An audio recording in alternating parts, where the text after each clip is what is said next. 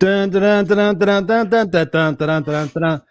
Good evening, ladies and gentlemen, boys and girls. It's Friday night. It is 5 p.m. Pacific Standard Time, 7 p.m. Central Standard Time for Scott. I'm Christopher Rausch, and you guys are here at the Unfiltered Experience, your place for us to have unfiltered conversations that are designed to get you to move and think about your perspectives and shift your direction accordingly. And I'm joined here by my beautiful co-host, Scott Goyette. How are you, Christopher Rausch?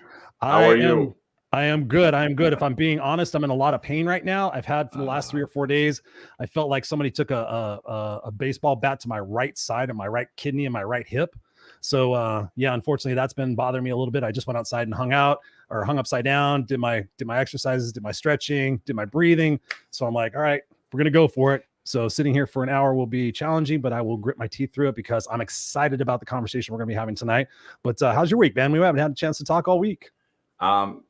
Chris, it's like I'm literally convinced that we're in the school of life and we cruised through grades 1 through 8 and did decent in high school and did all right in college and our master's program.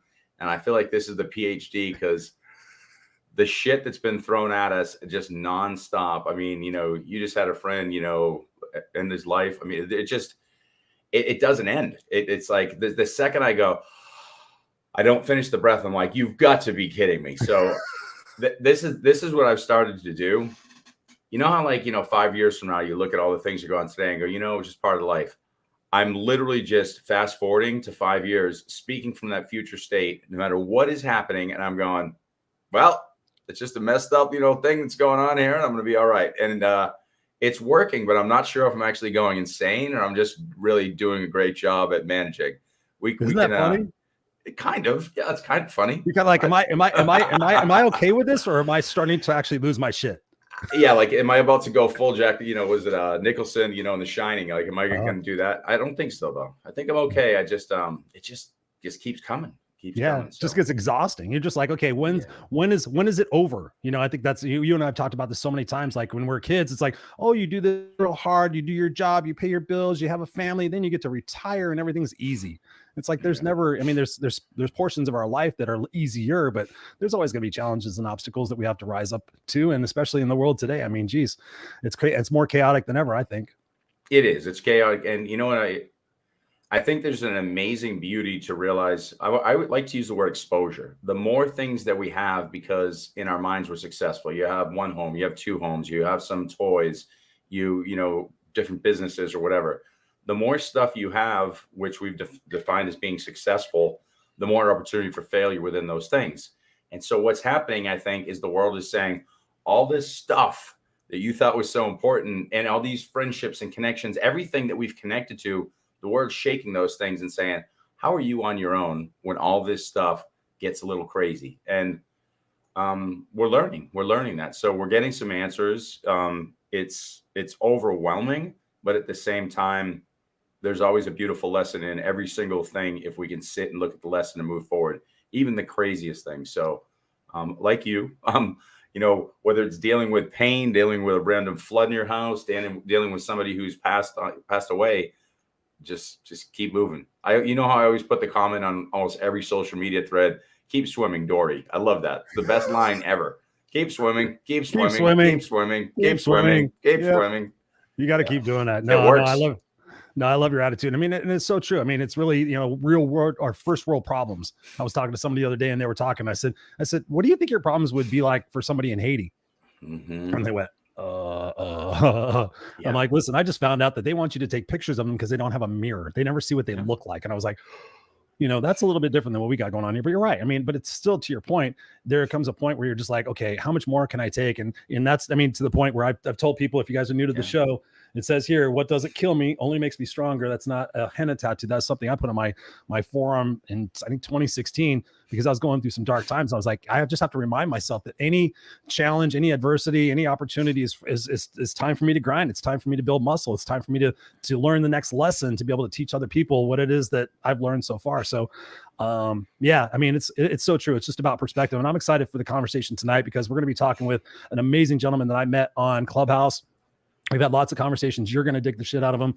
He's real world. He's got an amazing backstory that we're going to learn about. He's a former police detective. He's a former hostage negotiator, former international peacekeeper. He has a crazy, crazy story. He's called the Chuck Norris of Clubhouse. If you guys are familiar with Clubhouse, go check it out. It's been great for restoring my faith in humanity. I just heard our friend who we had on the show, Forbes Riley, she was talking about it today. She had one of her best friends and co-publishers pass away from COVID. And she was talking about the fact that Clubhouse really has been her connection point for restoring her faith. And in times during COVID, when she was alone, it was one of those places where we all got to connect. And one of those places that we got to connect with is with this guy named Paul Nadeau. And he is just truly an amazing gentleman. He's gonna come in here and share with us real world strategies for really releasing the hostage within ourselves, because we do hold ourselves hostage, or sometimes we let other people hold ourselves hostage. But he is a former hostage negotiator, and he's a truly kick-ass dude. Welcome to the Unfiltered. It's Mr. Paul Nadeau. How are you doing, sir? I'm doing well, Chris. How you doing? And Scott, nice to see you. Pleasure. We got two Frenchmen here. We got Nadeau and Goyette. Oui, c'est ça. On va parler français maintenant. Yes. Solamente hablo un poco español, but my family speaks French. Yo hablo español también. Parlez-vous français? Je parle français. Yeah, shwaya Arabi. Are you guys done with your contest already? Yeah, we're already starting, man. Because I want to do one too. Okay, what's yours? Avec moi, ce soir. Voulez-vous coucher avec moi? I guess I do speak French, right? All right. This is where I have to tune out, guys. If you want to go to bed, that's good. Yeah. Just do what you got to do. Just not here on my time. All right. So since we're all guys here having a chat before we get serious, I used to tell women at the bar that I spoke French, and this is how stupid I was, but sometimes it worked. And they would say, "What kind of French do you speak?" And I was like, "Voulez-vous coucher avec moi ce soir?" Whatever it was. You just nailed it. If they didn't know the song, they thought I spoke French, and it worked. They knew the song. They thought I was cheesy. If they thought I was cheesy, I had a 50-50 chance that they would dance with me or something like that. But most of the time they would just like, what the hell? And I'm like, I said, you want to dance? And they're like, what? I'm not going to dance with you. And I said, no, you look fat in those pants. And I went on to the next girl. Yeah, baby. Yeah, we got some of the Unfiltered crew in the house tonight. We got Glenda says, hey y'all, she's calling in. What's going on, Glenda? Good to see you here. We got Jacqueline Rose, the kick-ass badass mother effer that she is. I mean, she's Irish. She's all up in the business about being a kick-ass. So thank you for being here, Jacqueline Rose. We appreciate you. Glenda says here, she goes, I know the world got more crazy. Yes, maybe it did. Maybe it didn't. Maybe there's an opportunity for us to, as Glenda says here, maybe it's for simplicity. So here's a question I have for you to start off the conversation, Paul. And thank you so much for being here. I know you're a busy guy. Given the last 18 months or so, I mean, almost 2 years now, given what we've been through and the conversations that you've had from your perspective with people that are struggling, and thinking about the topic of the show really being, how do we release our own hostage? What has been your experience in talking with people, both on Clubhouse, your coaching clients, everybody else? What has been your experience of what it seems like humanity is drifting towards, and how can we potentially start to alter that drift? Well, there's a lot of uncertainty still now. We're experiencing times that we, in our lifetime, most of us anyways, have not experienced. And there's a great deal of uncertainty. Along with uncertainty, we attach fear to it. And attaching fear to anything is a bad idea, because that fear can be crippling. It can prevent us from moving forward, from considering what our options are. What I found a lot of people are doing is that they're overlooking what they can control, and they're focusing on the things that they cannot control.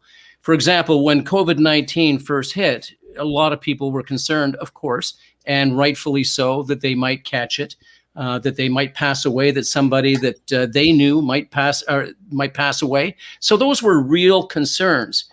But it took its hold in such a gripping way that a lot of people forgot the things that they could control. For example, physical distancing being one, washing your hands being another, wearing a mask being another, and focusing on your life in the moment and not in what might be.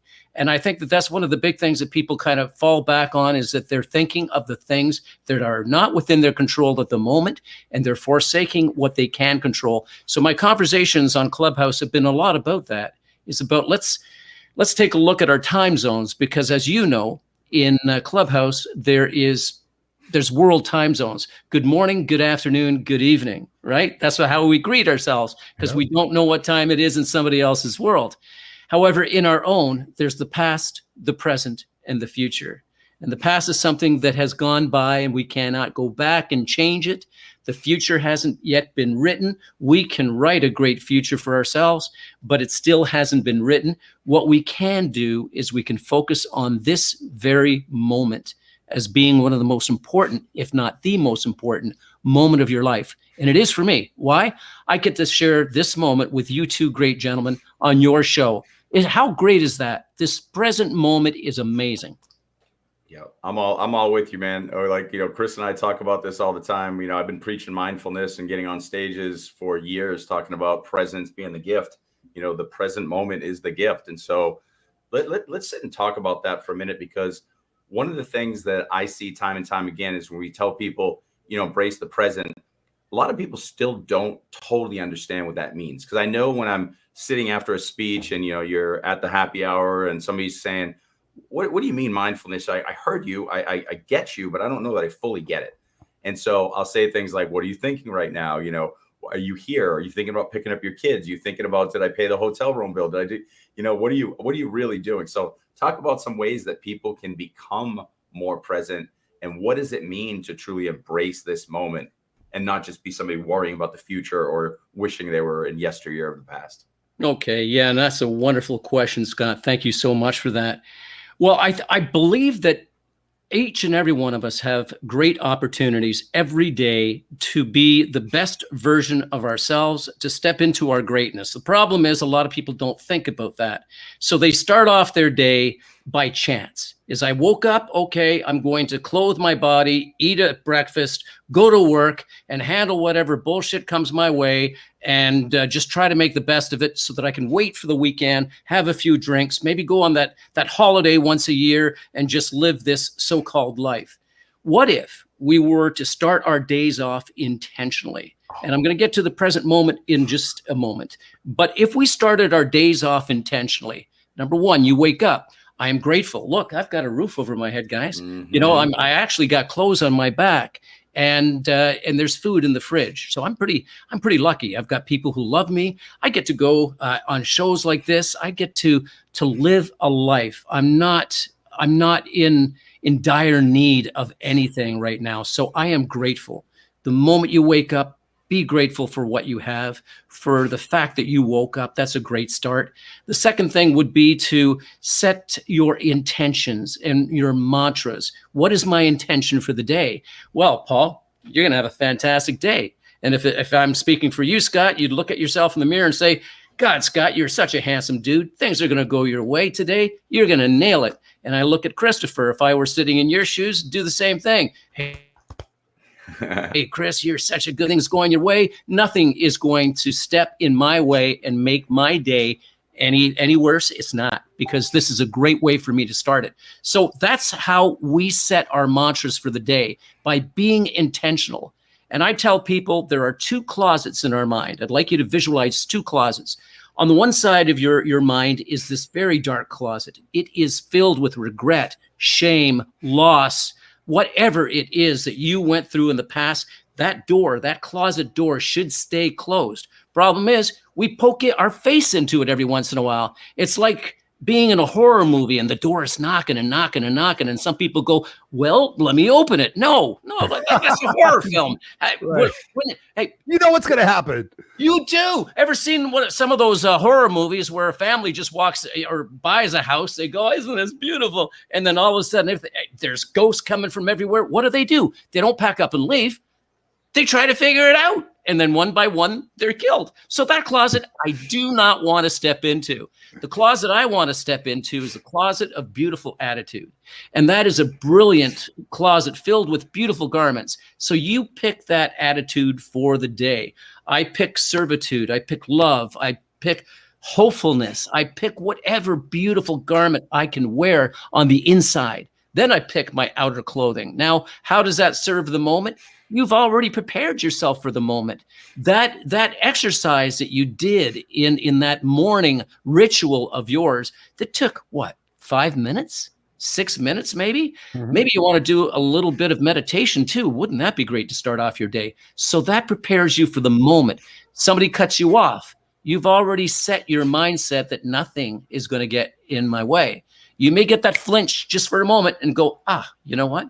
I remind myself, nothing's going to get in my way. I've got this. And so living in that moment without the fear of uncertainty is what people ought to do. We'll deal with whatever comes our way. We've got it. Why? We told ourselves we did in the morning. We exercise that. We do whatever it takes to build that muscle within ourselves to handle whatever comes our way. No, thank you, dude. I was looking at Scott because Scott knows that all the time I talk about that. It's so crazy how you and I think a lot alike, Paul. Every time we talk, it's crazy because I say the same thing. It's like the first time when I wake up before my eyes open, it's what I'm grateful for. And the next set is intentions. It's so amazing because I caught myself, back when I was in corporate, I'd wake up and go, oh, fuck. God, I wonder what today is going to be like. And you think about that. You're like setting the intention. You're setting the reticular activation system in your brain to go, I'm going to seek out all of those things which I believe to be true. And you're absolutely right. When we reset that focus, it's so crazy because when I do that, then during the day, what I ask myself is that additional question is this getting me closer to or further from what I stated to be my intention this morning? So if I'm sitting there almost being frustrated with my son, I set the intention today to be present and playful with him. If I'm going to get frustrated with him, maybe I need to go to the bathroom, take a couple of breaths and come back out there. So that's the added component of that. It's just checking yourself and saying, hey, like you said, you get that moment, you go, okay. And so here with the before we get to the next question, I just want to acknowledge some people. We got Ben Hayden in the house. What's up, Ben? Hey, Ben. Boys? Love to you all. Ben is our dear friend. He's also our web designer and just an amazing soul. I had a great conversation with him yesterday. Yes, we're so thankful Ben is here. And Jacqueline says everybody wants to change the world, but do not want to change themselves because they live in fear. Yes. Well said. Right there. We're going to be talking about that. Ben says, intentionally, wow, make us think, wake us up. Thank you. Yeah, you got to be intentional with what it is that you're going to do. I mean, geez, it's so funny also because we try so hard to own our life and we have all these big, massive dreams and everything, but we don't decide to own the day. And I read this book by Marcus Aubrey, How to Own the Day. And I was like really taken aback because I'm like, owning the day, whatever, a big deal. I'm going to own the whole thing.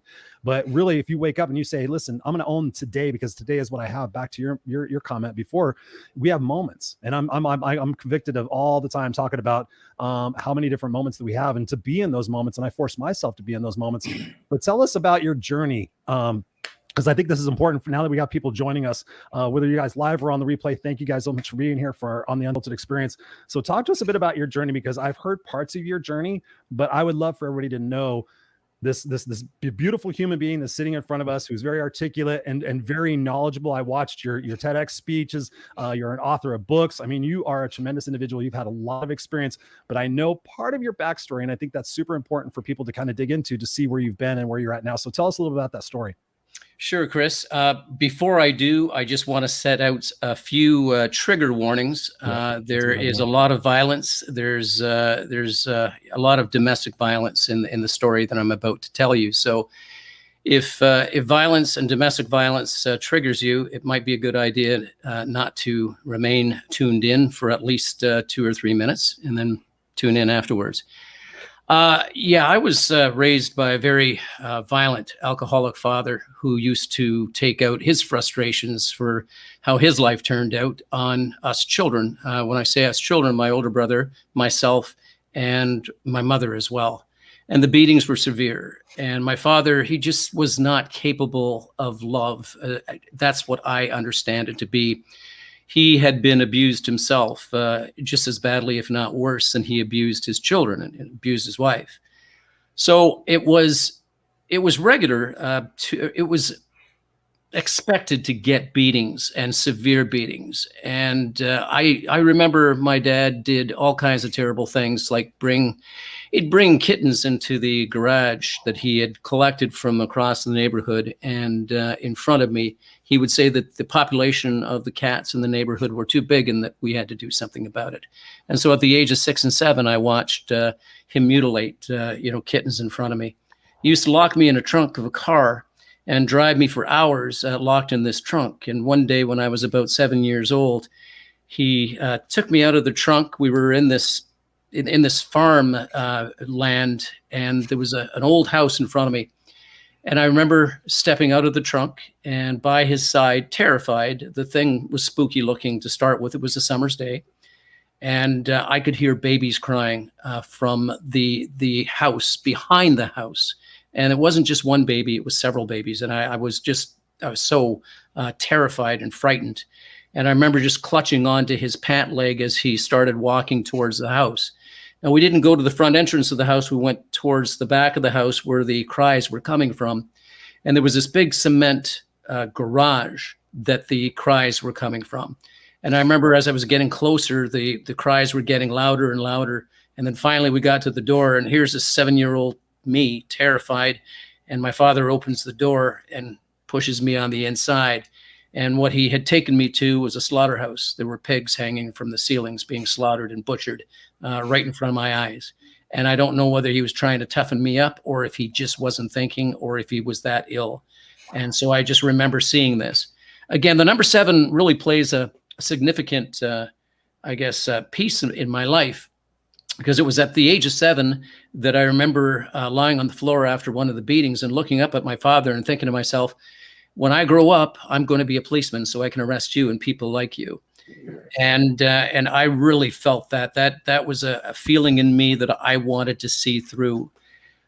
When I was in grade 7, and I never believed in myself. Number one, my father never told me anything that was inspiring or anything that would hold me up. In fact, he was always disciplining me or punishing me for things that kids do. And my teachers back then, I was going to a Catholic school, and they weren't supportive either, because here's Paul. I am the bad boy of school because that's the only place that I can act out was in school. However, acting out in school in a Catholic school back in the 60s meant I used to get strapped. I used to get a ruler across the hands or even whacked on the behind. You know, that was me every week getting disciplined this way and being told by my teachers, the people who should support you, saying, you're never going to amount to anything. You're just a piece of wasted space in this class, Paul. And those were the teachers back then. Those were my teachers back then. And I did not believe in myself, because when you are told lies and when you are told you are a certain way, or that you're not significant, or you don't matter, if you allow those thoughts to take over your mind, you can start to believe those lies. And for me, I was conditioned not to believe in myself. Now, something happened in grade 7. Again, I'm bringing the number 7 out.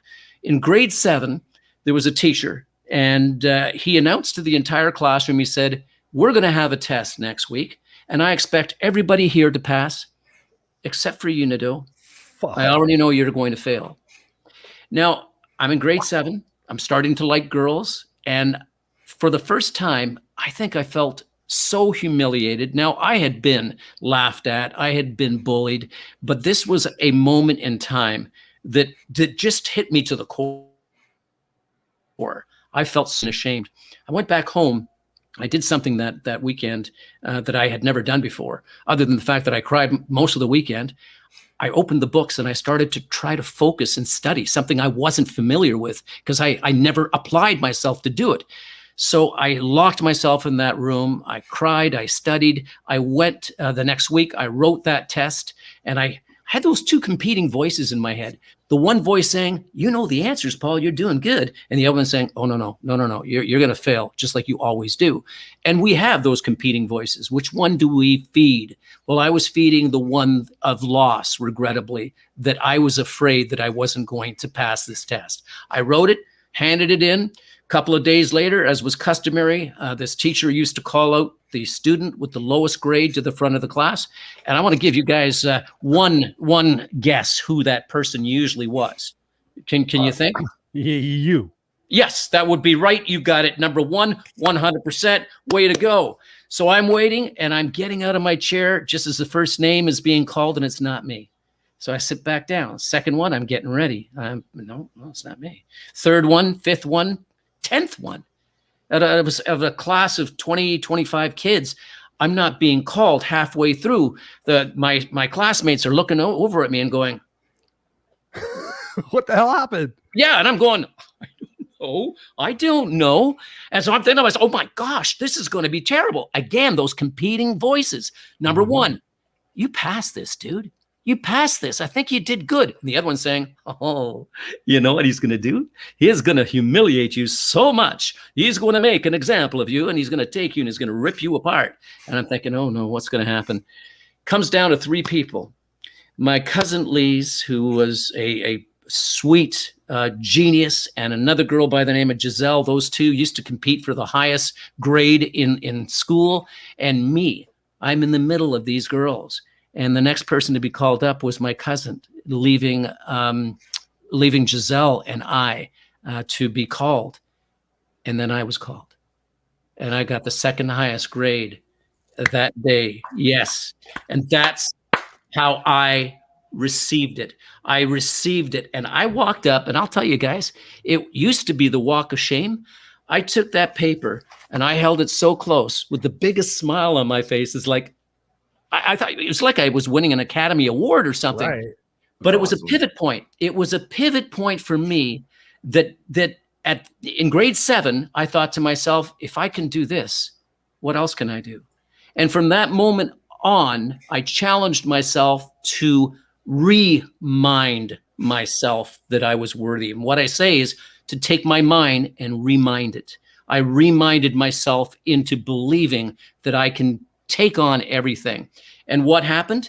The age of 17, my father killed himself, so I didn't get to arrest him. The age of 21, I joined the police department. I got in. 7 years later, I joined the detective branch, became a detective, went in and started saying, what else do I want to do? Well, I want to work in major crimes. I want to be the investigator in sexual assaults and child abuse in what we call just the specialized unit. And so I became a detective working in a specialized unit. Then I became a hostage negotiator. And then I went to the Middle East on a peacekeeping mission. And then. It was just like, what else can I do? Because I believed to myself, I can do it. And I have accomplished. And that's my story. It's amazing. What do you think of that, Scott? It's I told you. Yeah. I told you. Yeah, it's amazing. No, it's first of all, thank you so much for sharing that. Thank you so much for sharing that, because I know, and thank you for doing the trigger warning too. We do that in Clubhouse a lot. I don't do it on here a lot. So thank you for reminding me of that. But wow, what a tremendous story. And it literally sounds like you rewrote the program that was going on in your brain. You rewrote the reticular activation system to say, listen, now I'm going to focus on this. Like you said about the closets. Scott, I know you got some stuff on this. No, I just think it's, again, we always talk about the cycles of life and the little taps that the universe gives us. And like, we get these lessons like, hey, here's a lesson. Very few of us can learn from a tap. Even the punch to the arm, we usually don't learn. Even the full elbow to the face with our nose bleeding, it takes a freight train for most of us. And that's why we see patterns occur again and again and again in families where the dad does something, the kid does it. And the beautiful thing here is that at age 7, you're laying there, not only recognizing that the cycle, the buck stops here, you're saying that you already got a game plan. Like, I'm going to be a police officer in your head. And the other beautiful thing is recognizing that awakening moment in 7th grade where you're just like, if I can do this, I can do anything. And everyone needs to listen to that, because we could just sit here and go, it was just a test. That's what we do to ourselves all the time. We sit in that door, that closet going, well, I got lucky. Like, we can sit here and not realize this is my moment. I'm on the pedestal. I can come here every single day, like you said, with intention. Every day I can become present with intention and say, this is who I am, not that door. It's this door. And so I heard you loud and clear. Every day we've got to open that door. It's our choice. Get in that present moment. I think it's incredible. I love it. I think it's beautiful. So thanks, Scott. And I love what you said, Chris, too, about the reprogramming. I'm thinking of the movie Matrix, where you just call for a program. Hey, I want to learn how to fly a helicopter. Here's a program. Pop it in. How about I want to learn how to be courageous. I want to learn how to be confident. Here's the program. It's up to you. It's in you now. And it is. All these talents are within each and every one of us. Yes. I think it was Jacqueline or one of your listeners was saying the fear is the thing that is holding us back. How do we beat that thing called fear? And that is such a wonderful question, because fear is a feeling that can be defeated. And I know myself, there have been times where I was afraid for my life. And yet I looked at it and said, okay, this could happen. But if I focus on that, I'm going to be missing what I can control. Again, what is it that you can control? What is it that you can't control? Let's not worry about what I can't control. What can I control right now? I'm afraid. Chris, you said it. Those 2 deep breaths. Here we go. A lot.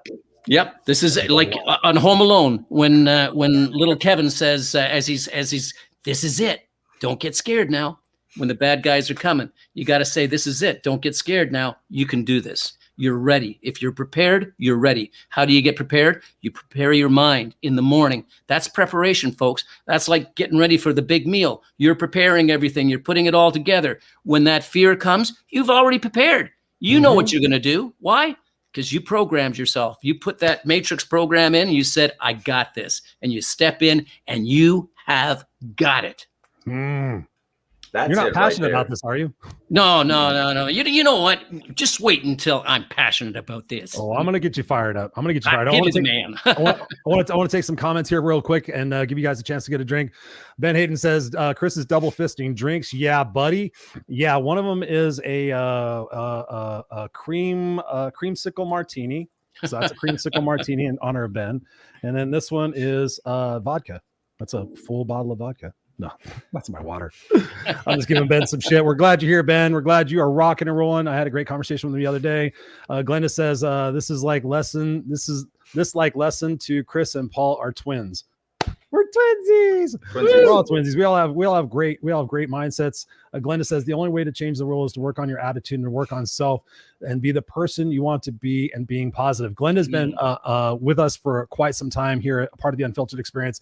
We have watched your growth, Glenda, and I'm just so proud of you to see your perspective shift over the last year, the 18 months of where you've been and where you're at today. I applaud you, woman. I applaud you. Angel says here, yep, a little hard on my soul. She'll be right back. Totally understand, Angel. Angel's awesome. She's a big supporter of this show and also the Raw and Unscripted show. And just put me in contact with a great person to have as another guest on the show. So thank you, Angel, for that. I made contact with Alexis today. Thank you. We got Robert in the house saying, good evening, everybody. Good evening, Robert. Thank you so much for being here. He's always here on Friday nights. We appreciate your patronage here on the Unfiltered experience.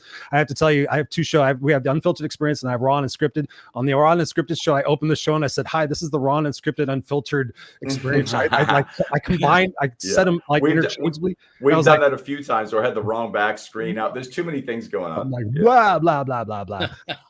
And Glenda says, this is to you, Paul. I so get it, Paul. And Ben says, he's got a question here. He goes, oh my gosh, what was your turning point, Paul? I think that 7th grade experience, right?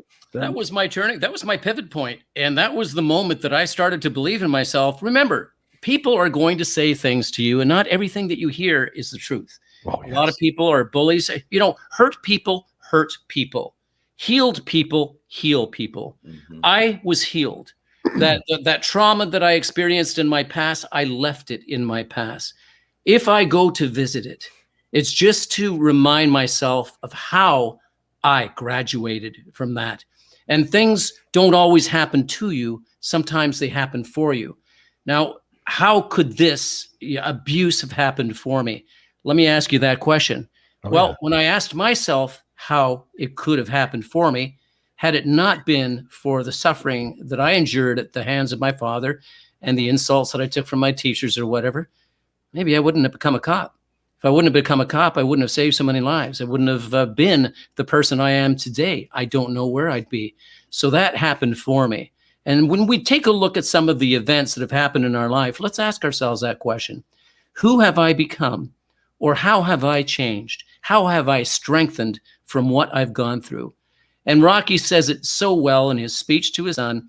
Doesn't matter how many times you are knocked down to the mat, how many times you get hit, and how many times you go down. What matters is how many times you get back up, and you don't blame anybody. You just keep on moving forward. And so that was the pivot point for me, was believing myself in myself in grade 7, and then reinforcing that belief with every achievement I got. And even afterwards, the books behind me, you're writing the books, writing a film script, all these things, they're whispers, Scott. You talked about whispers a little bit earlier. The thing, yes, exactly. Glenn Morshower, who is an actor and a very good friend of mine on Clubhouse, he calls them whispers. So yeah, thank you. And so that's like, I love where you're going with that too. And that's how I see all this disarray in the world right now. Is we've been getting the taps, we've been getting the whispers collectively. And here's the thing, if we're going to make an amazing shift in the collective, the only way we're going to do that is through individual freight trains. And so to your point, how could this be happening to me? Okay, how many times did you have an opportunity to learn that lesson in a more gentle way and you just didn't do it? I mean, what about your dad and his dad or whatever brought that behavior to this halt with you? There were a lot of tap opportunities, I guarantee you, throughout the ages of my family and your family. And we're experiential learners, us crazy humans, And so many of us, we just wait to the freight train. And so what we're seeing right now, I think, with COVID and all these shifts and these opportunities to pivot, it's nothing more than individual freight trains hitting us saying, we're going to wake up together. And yeah, it feels crazy and we can call it a new normal, or how are we going to manage this? Here's how we're going to manage it. We're going to go to that correct closet. We're not going to keep going back to the other one. We're going to wake up. It's going to be messy and we're going to find peace in the chaos. And it doesn't happen instantaneously. It takes a little bit of time, but we know where that closet is and we're going to open it, and we're going to continue to open it with intention every day. And when somebody hears you or Chris or myself that this is what we're doing, we're going to be that light. So other people say, it's a freight train, but it's a freight train that's going to teach me some damn important lessons, and it's for me. And so I think that's the collective message we've got to share with everybody right there. And you nailed it, and being intentional and doing it, with that closet. I'm going to keep using that analogy. It's perfect. So thank you for that. Thank you, Scott. And I just want to kind of piggyback on what you said. So many important things that you just touched on. You touched on the fact that we have choice. That 6-letter word, choice. I get to choose. When you were speaking, it reminded me of Viktor Frankl, Viktor Frankl wrote the book, and I'm sure you gentlemen, you have it. I know you do.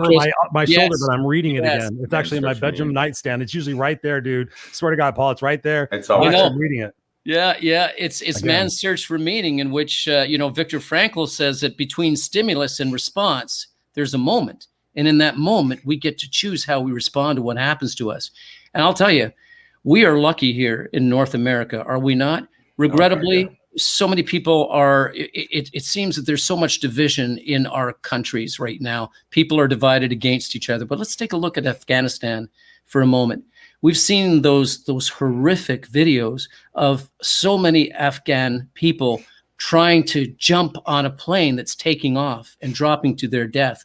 Why are they trying to leave that country to come to ours so desperately? It's because we got it pretty good. Problem is, we don't see it because we're living right smack down in the middle of all this. But we do have a choice, folks. We have a choice, and that choice is to make the very best of whatever is given our way, because we get to. We can. Amen. Yeah.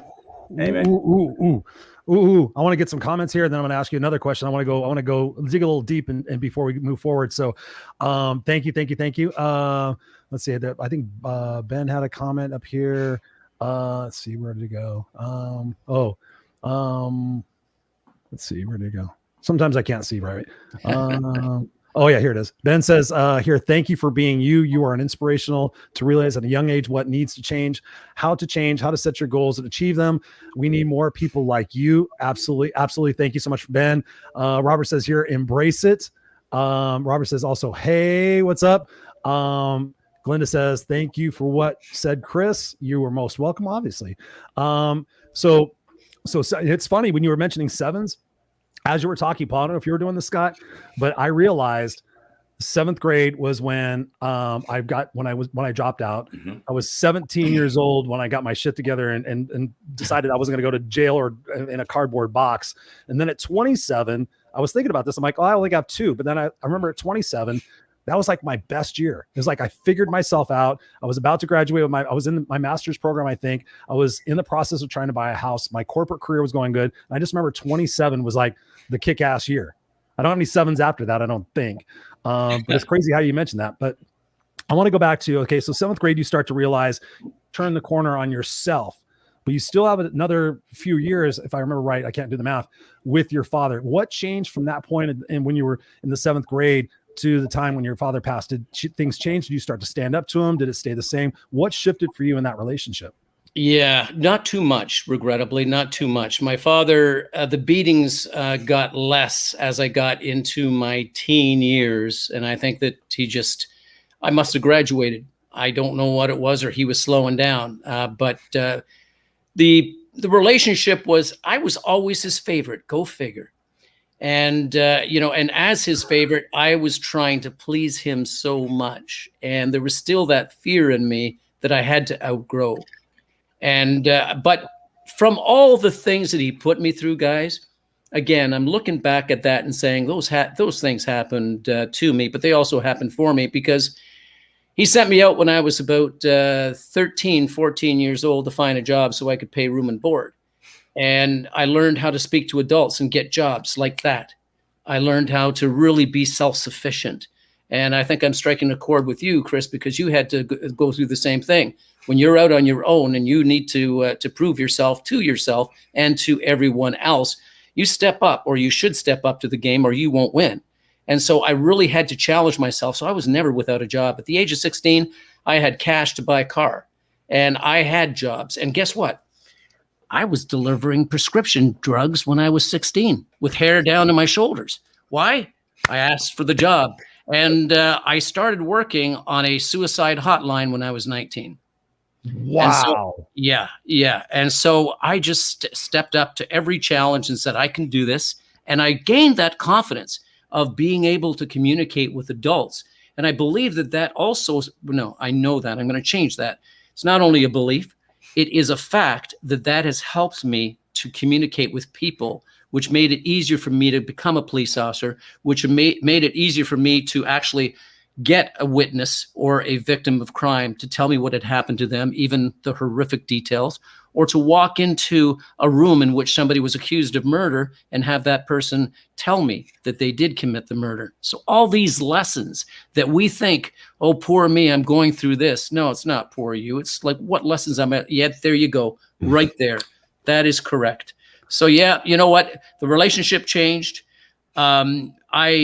I sensed something horrific, before my father passed away. I just had this very bad feeling it was going to happen, and sure enough, it did. Mm.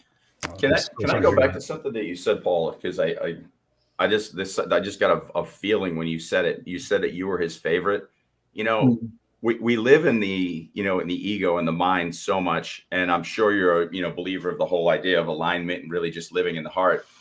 What if your dad was actually smart enough to realize in his heart of hearts, or in his spirit, and realize that what he's doing to you and the reason you're the favorite is you are the one who's going to break this cycle? And it might be the most amazing gift where, the sacrificial lamb, that he's sitting here going, I get it. I suck. I get it, because my dad left when I was a year old, and he was never in my life.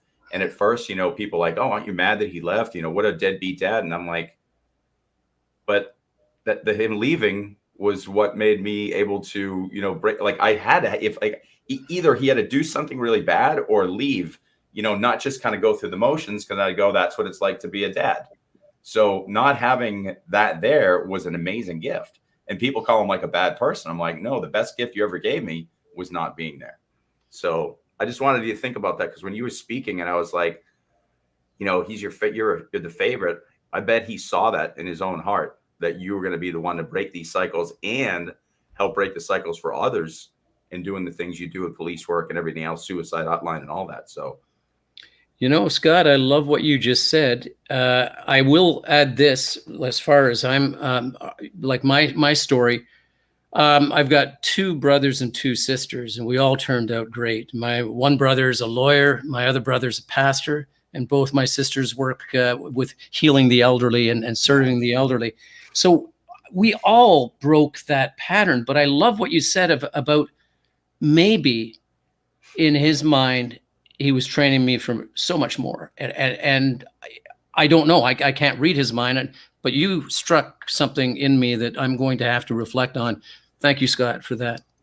Yeah, because like you said, there's always a lesson in everything. We know that, but sometimes in teaching everybody else, we teach everybody else all the other lessons, and somebody has to mention something to us. I'm like, damn, that actually makes sense. So. Yeah, you go squirrel.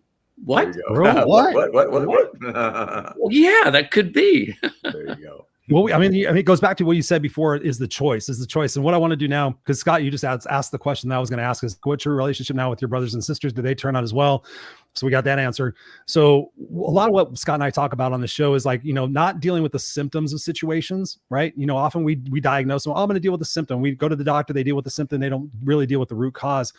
In your opinion, your experience, and thinking about going back to the childhood conditioning that we all go through, and thinking about what you said about the caretakers, I talk about it all the time. Like, our caretakers were supposed to take care of us, but those were the individuals that taught us the biggest lessons. And we can choose to either be a victim of those lessons and go, oh, poor me. See, this is why I am. And I have all these excuses.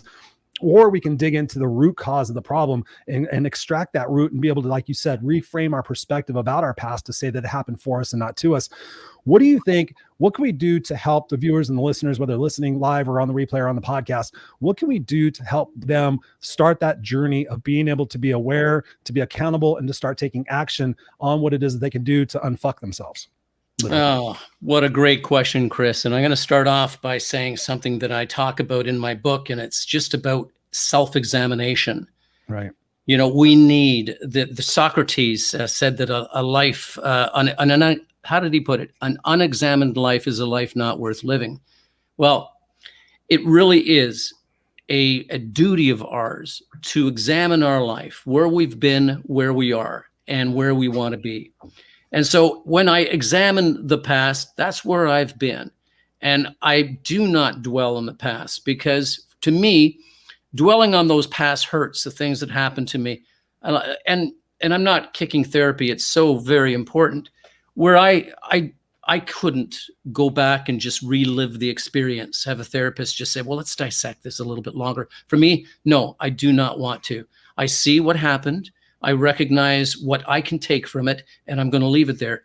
I do not want to pack my bags and go to the Poor Me Hotel, where if I check in, there's the Why Me Lounge in the Poor Me Hotel. And the Why Me Lounge, they give 2-for-1 drinks, and they're dirty, man. And you can stay in that Why Me Lounge all night. It never closes. Just like the Hotel California, you can never leave. Well, some people don't leave that Poor Me Hotel. I don't want to do that. And so what I'd like to do is I'd like to just kind of focus on those things, again, that I can control in the moment. If you're going to examine your life, write down on a sheet of paper 2 columns. On the one column, what is it that's not going right? Or what is it that I'm worried about? All these things. And on the other side, examine what is going well and celebrate the things that are going well in your life. So do examine your life. Do it once every 2 weeks. Sit down. What's not going right? It might be a relationship. And maybe that's time for you to take a real close examination of you. Am I being a freaking idiot here? Is the reason this relationship not going well because of me? Do I need to step up and do something differently? Must I change in order to have what I want? So be so brutally honest with you. Do I need to change something in order to get what I want? I can wish upon a star. Remember that little song, Twinkle, Twinkle? I don't know. I sing it every night. That's it. You wish upon a star and all the fairy tales come true. No, they don't. You can wish on a star all you want, but unless you take the action to get what you want, it's only going to be a wish upon a star, and it's going to fall from the sky. You want to reach up for the stars. How do you do that? You reach. You reach deep down into yourself and say, who must I become? What must I do to have this relationship, this job, this courage, this confidence? What must I do? And so that is self-examination. So for any of your listeners who are struggling with why they are not in a state of happiness, or they don't have the right job, or don't have the right relationship, whatever it is, examine thyself, ask thyself what it is that you need to do to change that. And remember, you get to choose your mindset. You get to reset your mind. You get to remind your brain, and to remind your brain is saying, I've got this. Remember what I talked about that? Starting your day with confidence. I've got this no matter what comes my way. Because remember, nobody in this earth, of these 7 billion or 8 billion people, nobody deserves love, happiness, respect more than you. Not one person. Not one person is more worthy or deserving of you. You've got to self-love yourself. You've got to tell yourself that's true. And when you set that little shift in your mind to start believing in yourself, wow, having confidence is pretty sexy. When you walk into a room and you say, hey, how you doing? And you're not overconfident, but you're confident in yourself. That means you can walk up to someone of the opposite sex and start a conversation. You can go up to that person who's looking for an employee and say, I have someone in mind, and that person is me.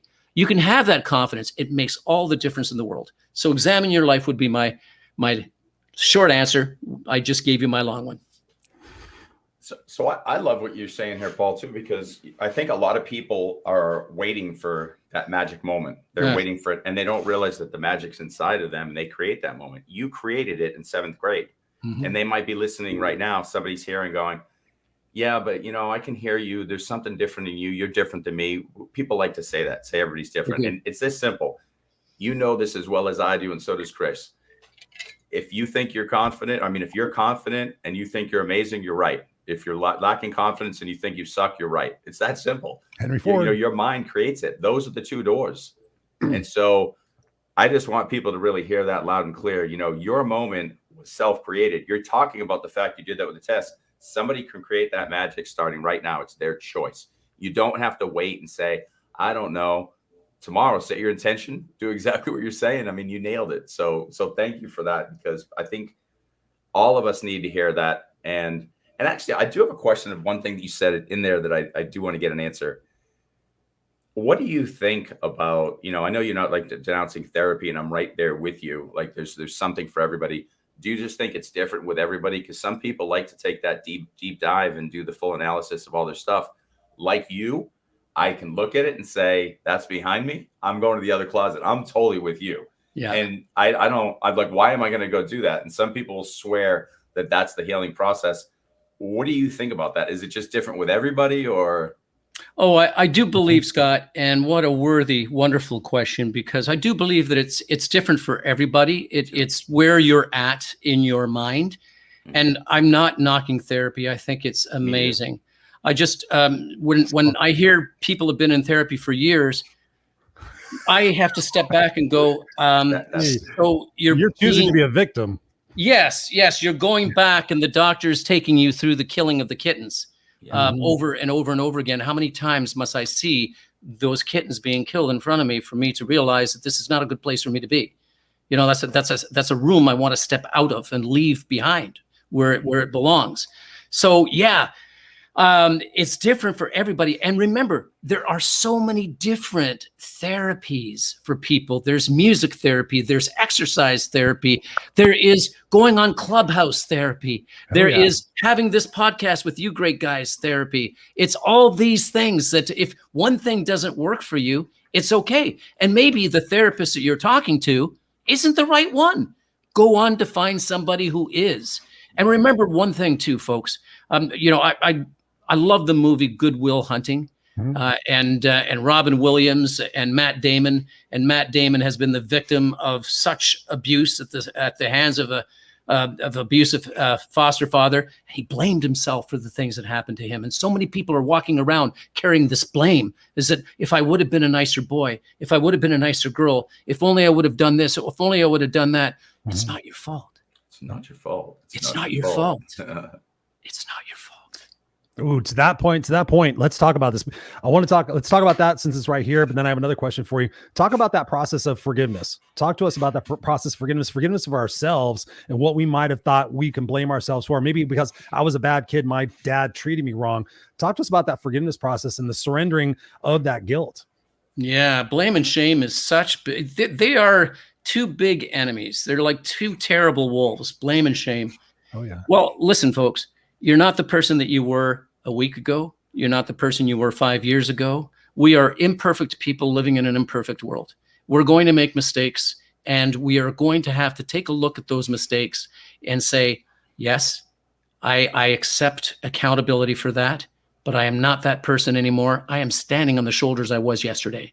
I'm standing on the shoulders of the person I was, and the person and the person and the person. I have evolved.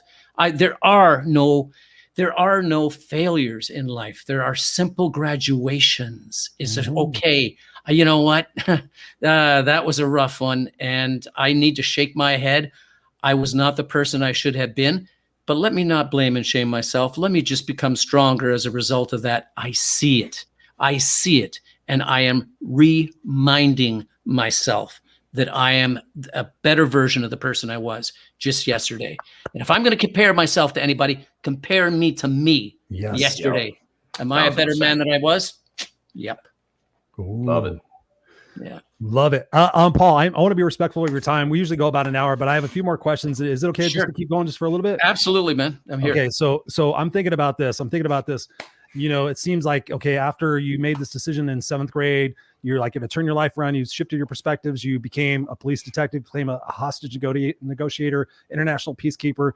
I'm certain you have been in some pretty stressful situations, some pretty fearful situations as an adult that potentially could trigger the kid in you to resurrect some of those feelings. Talk to us about a time in your life where you had to really put all of these tools to test as an adult of what you decided to learn as a kid. Great question. Oh, that is a great question. Well, you know, you get those every once in a while. Yeah, you know what? We do, don't we? And let's celebrate. Remember that shit? Like, oh, I like that one. Yeah. I ask stupid questions that I don't even understand myself. Honestly, I'll tell Scott afterwards. I'm like, dude, I asked them a question that I don't even fucking know what I was asking him. No, they're always good questions. You know what it is? It's that they're always good questions. Sometimes they're just a little more smoothly articulate, but when you listen to it, they're always good. They're always good. Thank you. So I want to hear the answer on this one. All right. I'm going to take you back to 2005 when I was on a peacekeeping mission just outside of Iraq in Jordan at the Jordanian International Police Training Center. The United Nations had gone and asked for peacekeepers, and I signed up. I wanted to do my part to fight terrorism, and Canada did not send soldiers to the war. We sent peacekeepers. My job originally was to work and train Iraqi police officers. We had 3,000 police cadets come through our academy every 8 weeks. We had Sunnis and Shiites, but we also had terrorists. So terrorists had found a way to easily infiltrate the police academy because Iraq could not vet the police officers, the applicants, fast enough. Imagine 3,000 every 8 weeks, throwing them back in the streets so they can police and hopefully bring their country to peace. Now, with the terrorists who had infiltrated the academy, they also had a mission, and that mission was to kill internationals. After I did the training aspect of it, I applied for a job as an advocate and counselor, and I got the job. Of about 20 internationals, I was the one selected to do this job, along with one other fella. It's a great job. We got to help police cadets who were distressed, lonely, suicidal, all kinds of stuff. One day, one of those cadets walks into my office because he was lonely and he liked to speak with me. I had, of course, a translator, an Arabic translator, a Jordanian translator.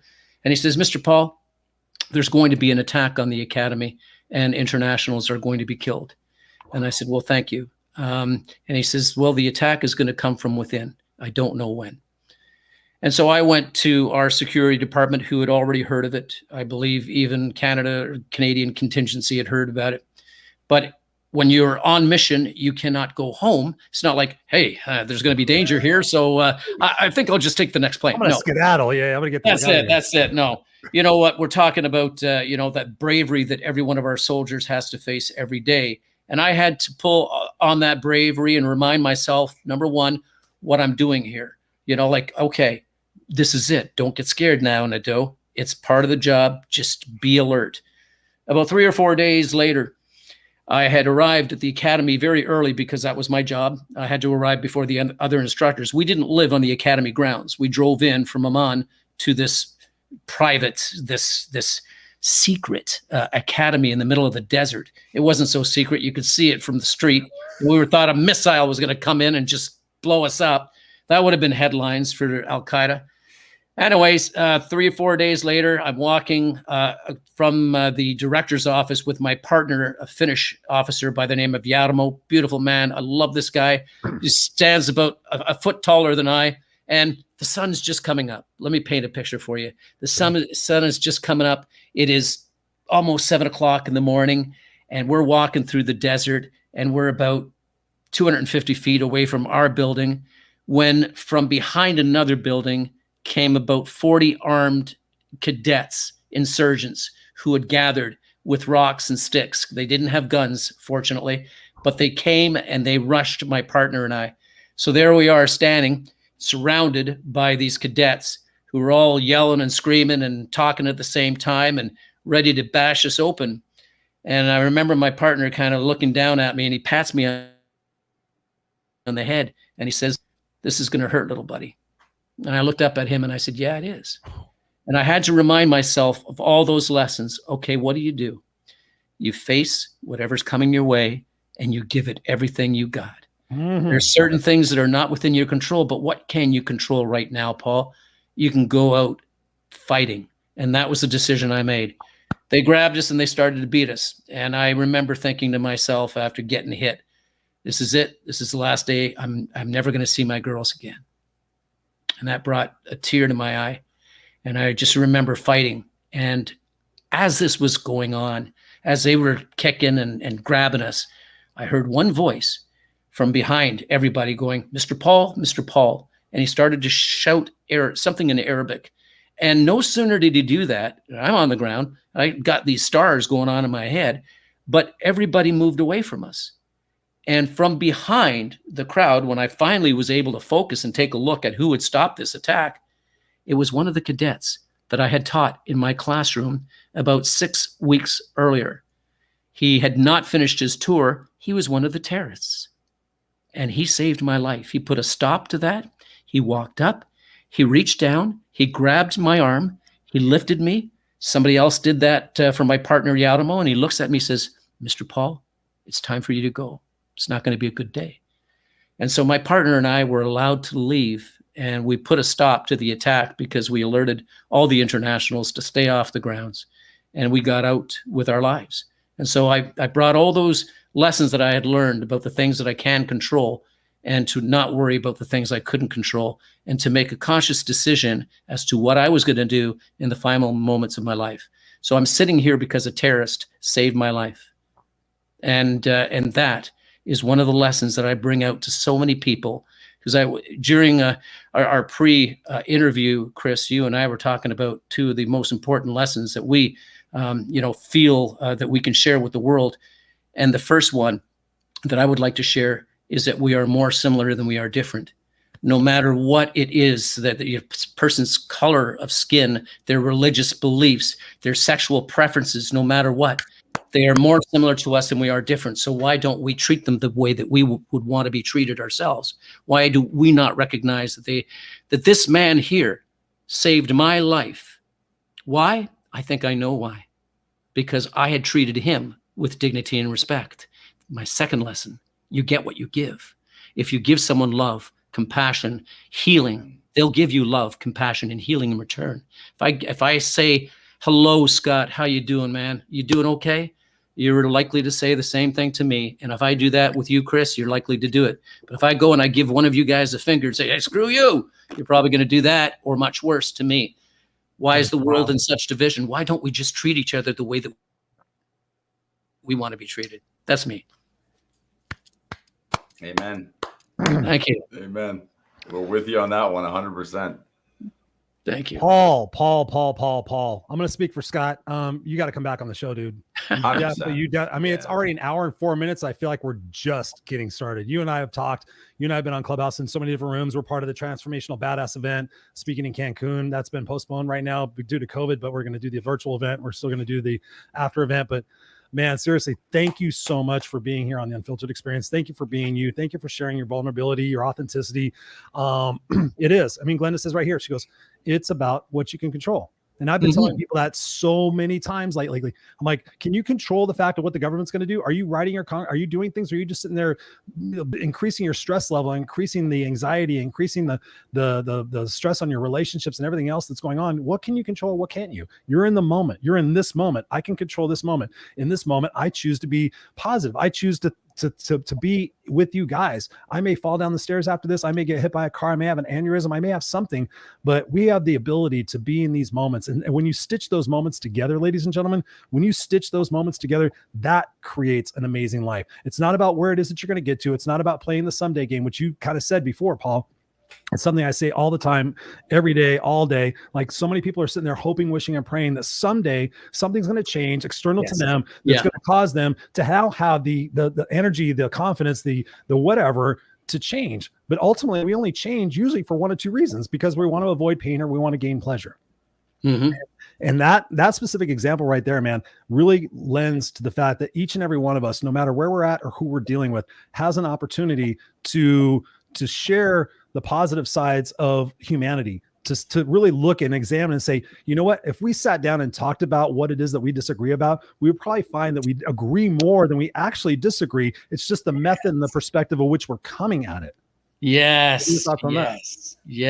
Oh, wow. You're right. I'm going to have to come back because I've got so many stories that would just knock your socks off, including how, I became friends with some of the most hardened criminals in the world. Why? Because I didn't judge them. And, when I walked in to talk to somebody who had been accused of a murderer, I wasn't walking in to talk to a murderer. I was walking in to talk to a human being, to get to find out who that human being is. Sometimes we hold what people say about somebody else, or what they've done, we hold it against them, and we don't have the opportunity to build the bridge that we need to build between one another so we can understand. Love what you just said, Chris. If world leaders sat down and just didn't judge themselves, used a little bit of that emotional courage to just listen and to try to understand, seek first to understand, then to be understood. If we only did that, brother, man, imagine the wars that we could prevent and the soldiers that we could save and the innocent people who die during these wars. Whew. Yeah. This is good. This is going to be a show that's definitely going to be replayed and replayed. 100. Final thoughts, Mr. Scott, before we send Paul to the back room, to the green room, and finish out the show. What are you thinking? What's calling to you, man? What's calling to you? I want to give a very simple way to summarize everything I heard Paul say in the beauty. First of all, I'm seeing a massively empathetic man that can look within and recognize the divine within and see that in others. And so what I would recommend for all of us is stop looking outside for all our answers, because that control, those things we control, look inward.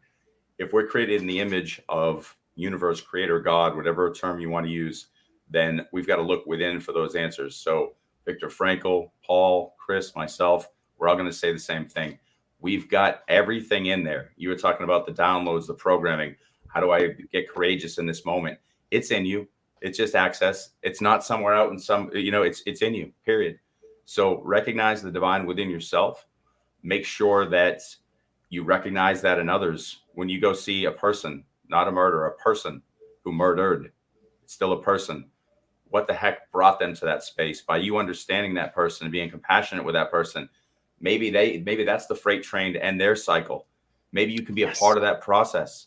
And we've failed to date, and we're changing collectively, and we're going to start helping people manage those freight trains collectively. So thank you for your service, Paul, in doing that.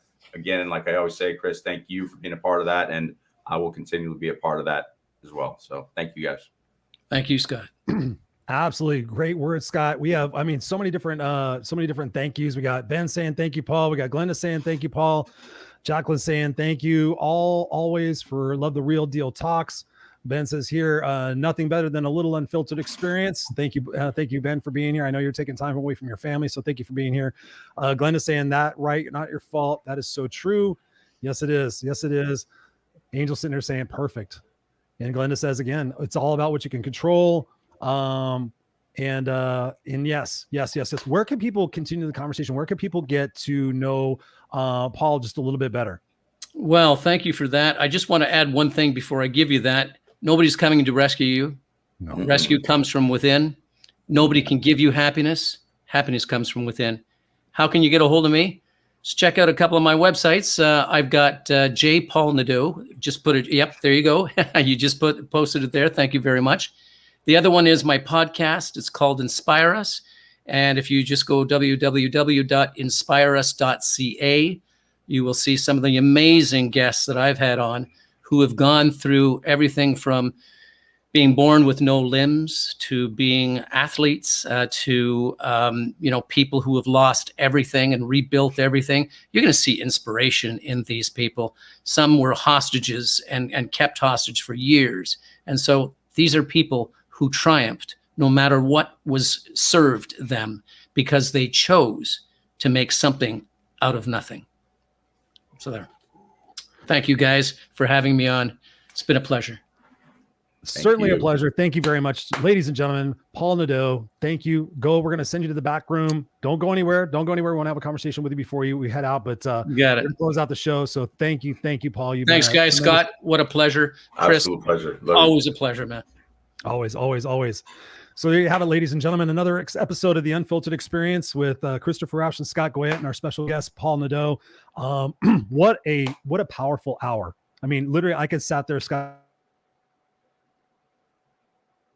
We have amazing clubhouse rooms. What are your thoughts on the entire conversation? What from your perspective can we share with people to remind them and reinforce what Paul said and what we've said throughout this entire hour to encapsulate the fact that what people can take responsibility for in their own lives? What are your thoughts?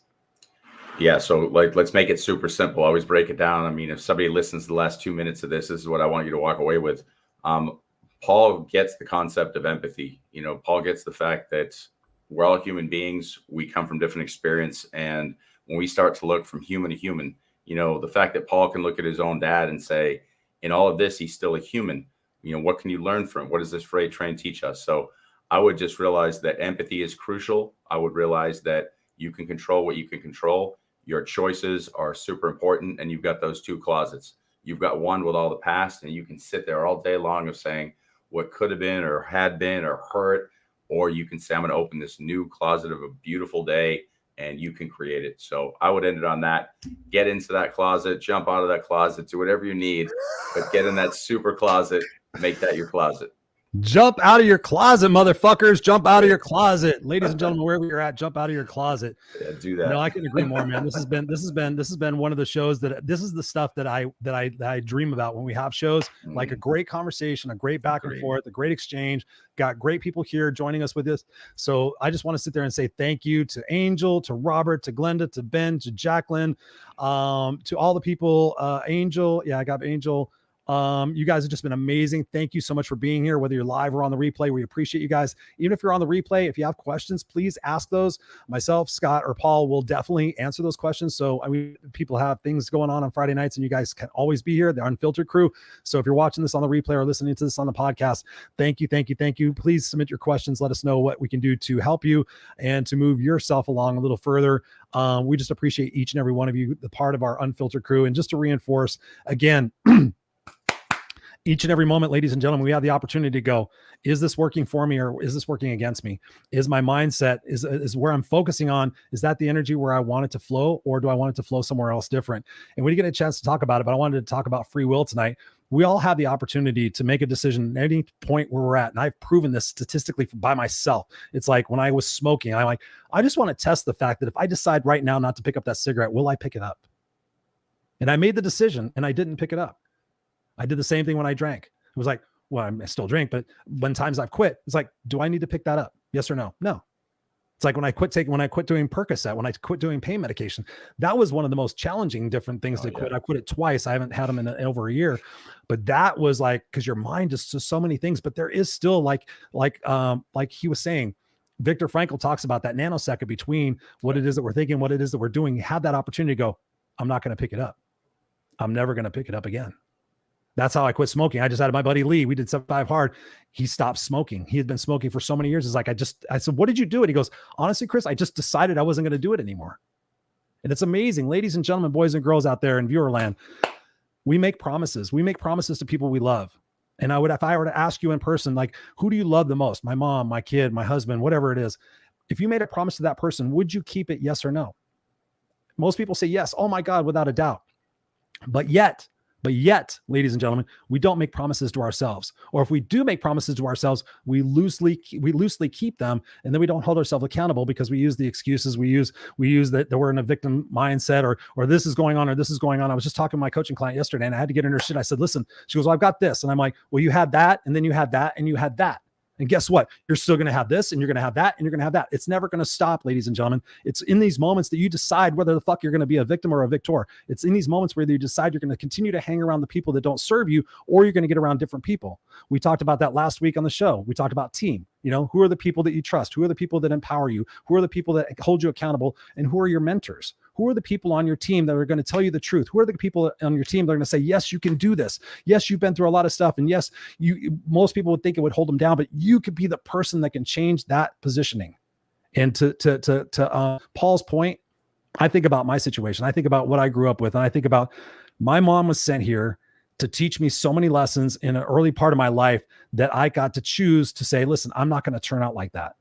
And we didn't even get to dive into Paul's situation of being a dad with his daughter. So we'll have to bring him back on the show to talk about that. But absolutely, ladies and gentlemen, you guys, each and every one of you, Scott and I ask and implore you to be the change that you want to see. To go out there, like Paul said, seek first to understand, then to be understood. And most importantly, find that we're more similar than we are different. We are so much more similar than we are different. I've had conversations with people on different sides of arguments and everything else. And ultimately, when you boil it down, it's ultimately we want the same thing. We want the same thing. It's just the perspective and the attitude and the positioning of what we're going toward that we're doing it incorrectly. So we have an opportunity for all of us to take a step back and say, listen, I'm not going to react to what this person's saying or doing. I'm going to hold space. I'm going to try to understand them from where they're coming from, because, and we've talked about this, Scott, if I had been through your situations or Paul's situations or anybody else's situations, if I'd been through all their situations, might I be like them? Yes or no? Of course. That's how I was able to forgive and understand my mother, because I'm like, if I went through all those situations, might I have been the parent that she was? And thankfully, she was the parent that she was, because I chose to be the person that I am from it. And so many people fall victim to that. So we love and appreciate you guys. We have so many more shows coming up for you with impactful guests. Also, Scott and I are going to continue doing solo shows just to bring the conversation to you and include you. But if you have any topics or subjects or guests that you feel would be a great fit for the Unfiltered experience, please DM us. Please let us know. We want to have more conversations. If you know people that are influencing you in your life, send them over to the show. We'd love to have them on as guests and be able to articulate and share with their message with our audience. So we love and appreciate each and every one of you. Go to www.theunfilteredexperience.com. It's our webpage. You can go check out our videos. You can come over to the Facebook group and become a part of the community. We want you a part of what we call our Unfiltered crew. It's like the Misfits for Life. It's the special place where you guys all belong, and you have a safe space anytime to come reach out to Scott or myself or our guests and have a place to have communication and have somebody that can potentially help you move forward. So we love and appreciate each and every one of you. Go out there, be the change you want to see.